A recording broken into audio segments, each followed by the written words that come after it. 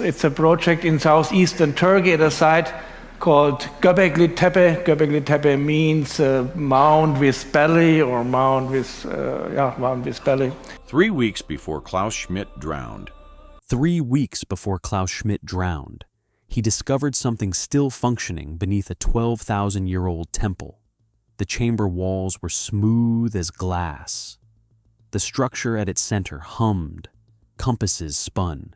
His team reported headaches, disorientation, nightmares they could not explain.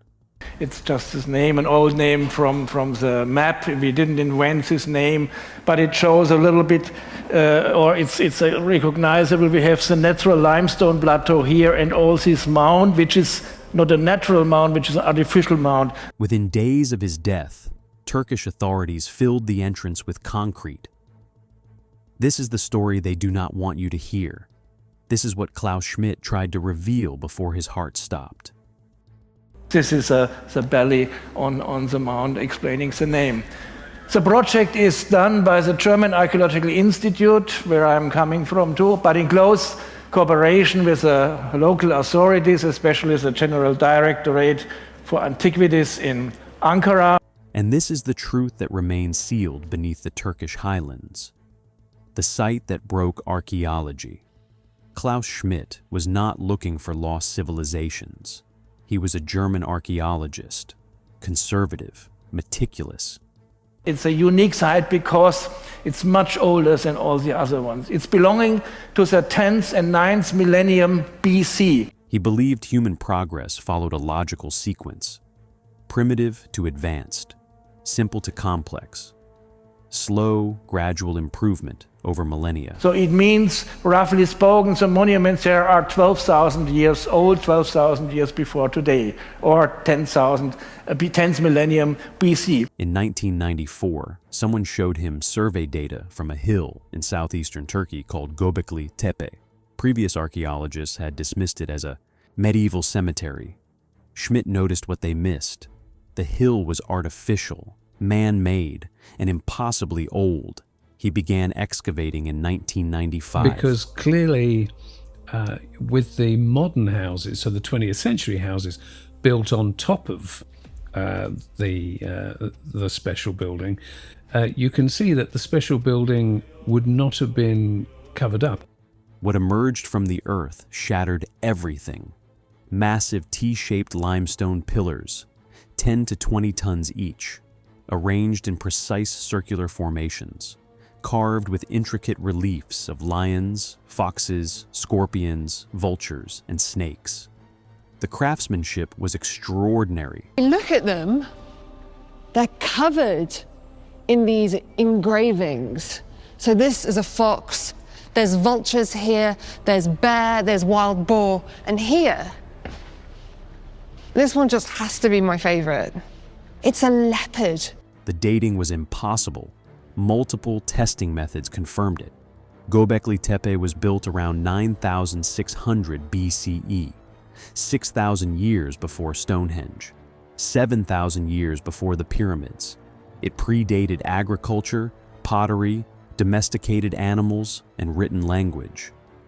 According to everything archaeologists believed, So you get the impression of this place as being beautifully colored and textured. humans at this time lived in scattered bands, hunting and gathering, struggling to survive. They were not building 20-ton carved monuments. They were not organizing massive labor forces. They were not creating complex symbolic art. But here it was, undeniable. Schmidt published his findings. Textbooks rewrote themselves. The narrative about human development fundamentally changed. But here is the catch. The deeper Schmidt dug, the more disturbed he became. Because what he found next did not just expand our timeline, it inverted it completely. If this is rewriting everything you thought you knew about ancient history, hit that subscribe button now. Because what Schmidt discovered in those deeper layers makes all of this look like a warm-up. The wrong direction. There is a basic principle in archaeology. The deeper you dig, the cruder the artifacts become. Sophisticated work near the surface. Primitive attempts at the bottom. Cultures develop. Skills improve. Technology advances. At Göbekli Tepe, Schmidt found the exact opposite. The deepest, oldest enclosures showed the most advanced construction, the most precise geometry, the most sophisticated carvings. As he excavated upward through time, quality declined. Stones became smaller, arrangements grew sloppy. Carvings turned crude. Göbekli Tepe was not developing, it was degrading. The craftsmanship appeared without predecessors. No practice pieces, no failed attempts, no gradual improvement. Complete mastery from the beginning, as if the builders already knew what they were doing, as if they had built structures like this before.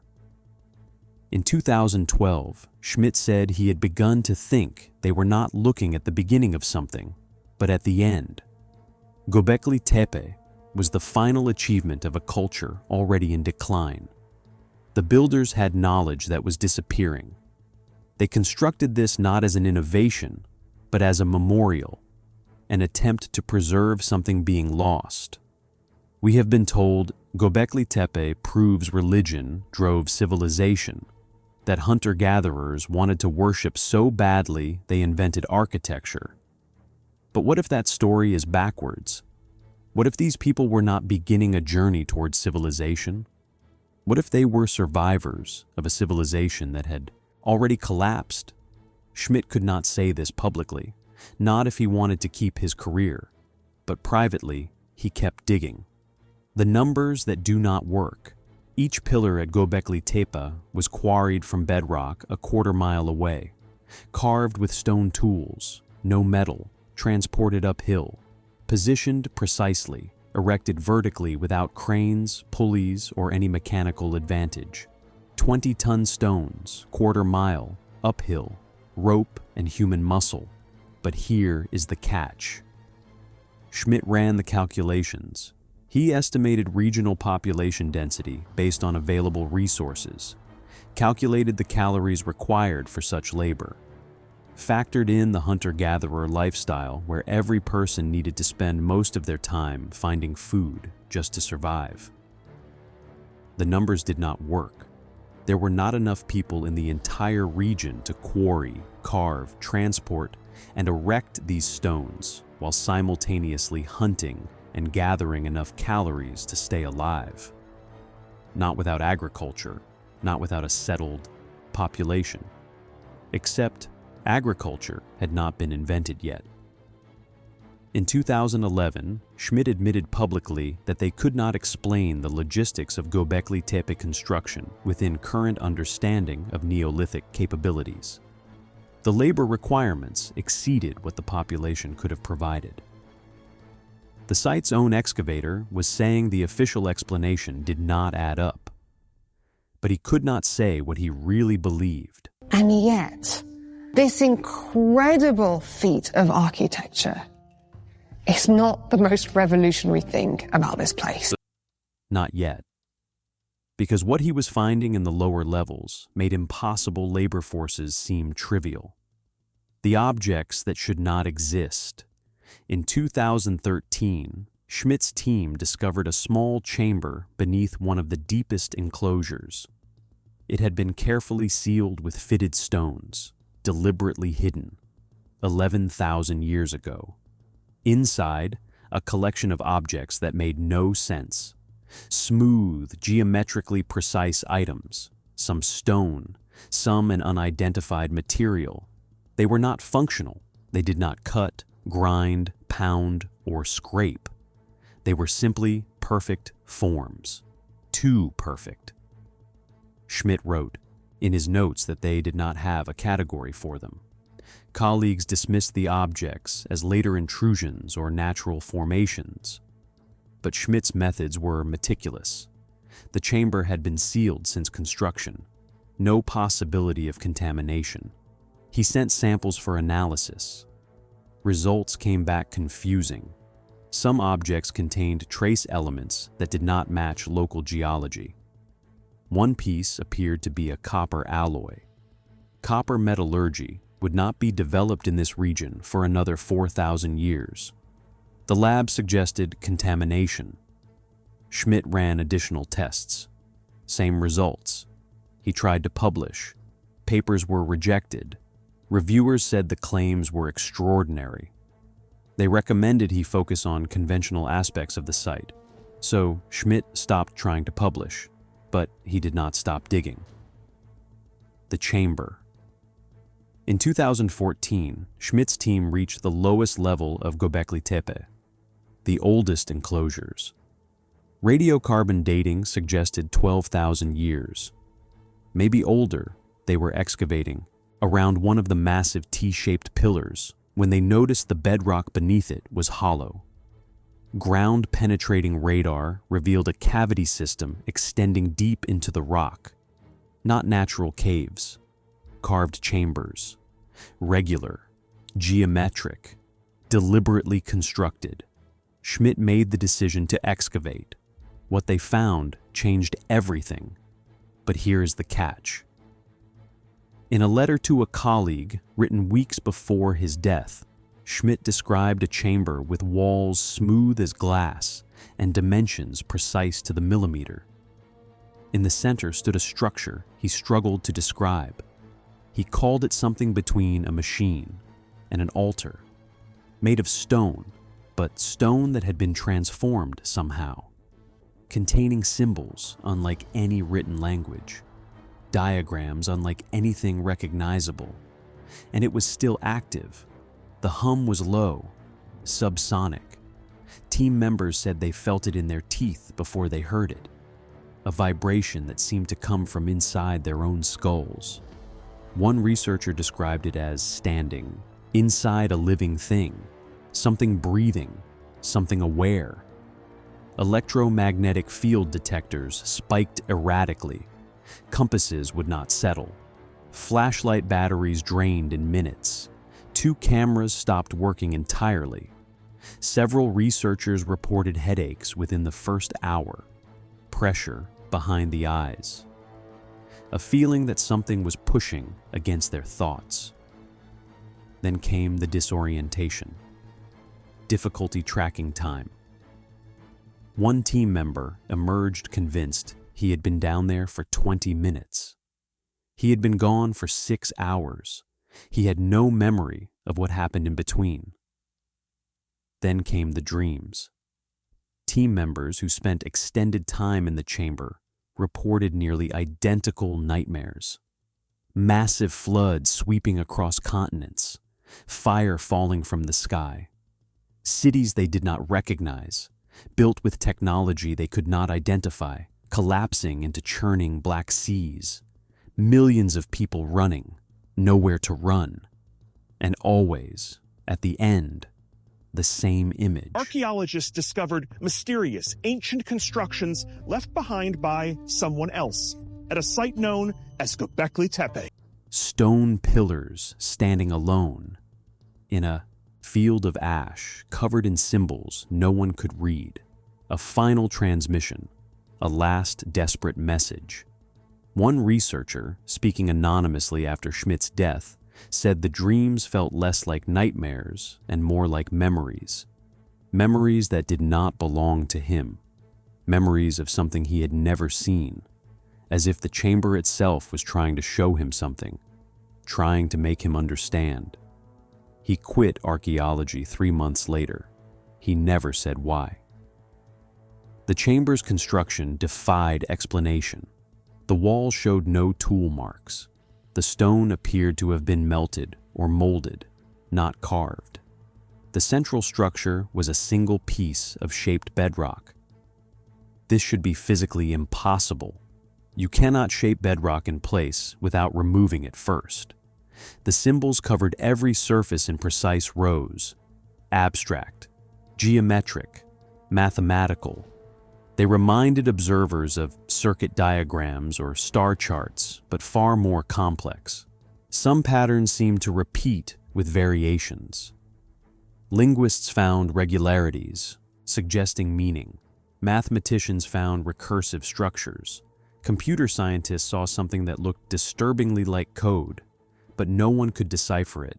The symbols predated writing by 6,000 years, yet they were clearly intentional communication.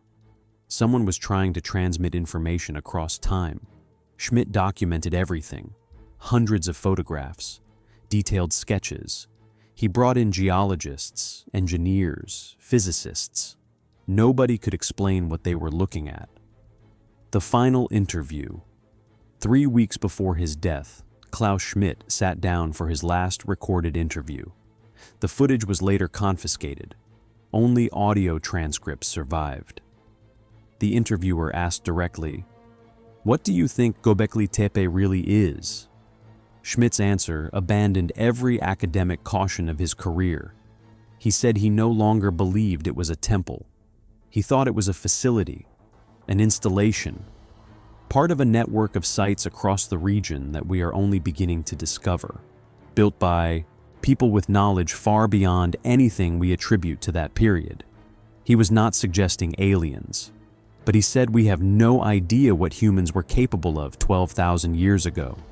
We have no written records, no detailed artifacts, just stone tools and bones. We have assumed they were primitive because that assumption fits our narrative of progress, because it makes us feel special, because it means civilization is always advancing, always improving, always moving toward us. Göbekli Tepe proves that assumption is wrong. Whoever built this had advanced understanding of geometry, astronomy, and engineering. They understood acoustics. They understood materials science. They understood things we cannot even identify. They were as sophisticated as we are, possibly more so in ways we have not figured out yet. And then something happened. That knowledge was lost. Civilization collapsed. Not for the first time, Schmidt said. For the most recent time. When asked what happened to these people, he said he did not know. But he believed the site itself was meant to tell us. The carvings are not decorative, they are informational. The pillars are not monuments, they are markers, warnings. The entire complex is a message across time. A message about what happened. A message about what could happen again. And we have been so focused on the archaeological curiosity that we never tried to understand what it is actually saying. The cover-up. On July 20th, 2014, he was 61. No history of heart problems, no warning signs, just weeks after making the most significant discovery of his career. Just weeks after telling anyone who would listen that everything we believe about human history is wrong. The timing has led to persistent speculation. That's just after the Ice Age. Who knows a little bit about geology knows that the Ice Age is a global phenomenon. Official reports say his death was natural. Stress, heat, overwork, nothing suspicious. Within 48 hours, a coordinated response began. The underground chamber was declared structurally unstable, too dangerous for further excavation. The entrance was filled with concrete, not sealed with removable barriers, filled permanently. Ground-penetrating radar studies of the area were prohibited. Any researcher who wanted to scan the deeper levels was denied permission. Schmidt's photographs and notes were confiscated by the Turkish government. His family was told the materials were state property, protected under antiquities law. Requests for access have been denied ever since, even requests from established academic institutions, even requests from Schmidt's own former colleagues. The objects from the sealed chamber were transported to a facility in Ankara for analysis. They have never been publicly displayed, never photographed, never scientifically described in any peer-reviewed publication. Official reports state only that they were of limited archaeological significance. Objects that contained impossible copper alloys. Objects that did not match local geology. objects that should not exist, limited significance. Team members who worked on the chamber excavation went silent. Most refuse to discuss it even today. Those who speak do so anonymously, mentioning only unusual findings and things they could not explain. One researcher told a German magazine that what they found down there changed how he understood human history. Then he refused to elaborate. Then he stopped returning calls. The documentary team that filmed Schmidt's final interviews had their footage seized at the Turkish border. Hours of video, gone. Violation of antiquities laws, they were told. Only audio survived, preserved by the interviewer, who had made copies before crossing.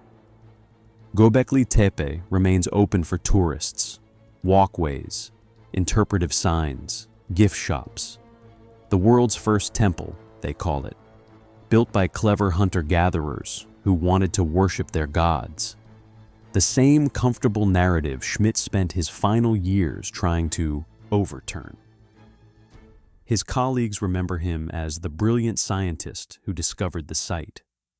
His later claims about ancient technology, lost civilizations, the site being a warning rather than a temple, are quietly dismissed. The tragic decline of a once rigorous researcher who became obsessed with his own discovery. That is the official story. The chamber remains sealed. The photographs remain classified. The objects remain hidden. The truth remains buried. The message we refuse to hear. Look at the carvings again. Really look at them. The pillars depict comet impacts, catastrophic floods, mass extinctions. They show astronomical configurations that match records of cosmic events around 10,800 BCE, the Younger Dryas impact event, a period when global temperatures plummeted almost overnight, when sea levels rose catastrophically, when megafauna went extinct across multiple continents simultaneously. When something terrible happened to the Earth, the carvings at Göbekli Tepe show this. They document it. They warn about it. What if Göbekli Tepe was not built before civilization? What if it was built by a civilization that was destroyed? What if the people who carved those pillars were survivors, refugees of a global catastrophe, trying to preserve what knowledge they could before it disappeared completely? What if they knew their world was ending and decided to leave a message? What if the warnings carved into those stones? After all, it was built in the Stone Age, long before the invention of metal tools, even before the development of farming. So, how is it there? The depictions of cosmic disasters, the careful documentation of astronomical positions, the deliberate burial of the site as if to protect it for the future, were meant for whoever came next? Were meant for us? Klaus Schmidt spent the last year of his life trying to make people understand. He abandoned academic caution, risked his reputation, alienated his colleagues, spoke plainly about discoveries that defied explanation. He knew what he had found. He knew what it meant. And he tried to tell us. And then he died. And his findings were sealed in, concrete. And the story returned to something safe, something comfortable, something that does not keep you awake at night. Göbekli Tepe is still there. The pillars still stand. The symbols still cover their surfaces. 95% of the site has never been excavated. What else is down there? What else have they sealed away? Similar sites keep appearing across the region. Karahan Tepe, Harbetsuvan, Sefer Tepe, all impossibly sophisticated, all from the same period, all unexplained. A network of ancient installations built by people we cannot identify, for purposes we cannot understand. The pillars are not monuments. They are archives. The carvings are not art. They are data. The entire complex is not a temple. It is a time capsule, a warning beacon, a desperate attempt to communicate across 12,000 years to whoever might survive the next cycle. and we have sealed their message in concrete and built a gift shop on top of it.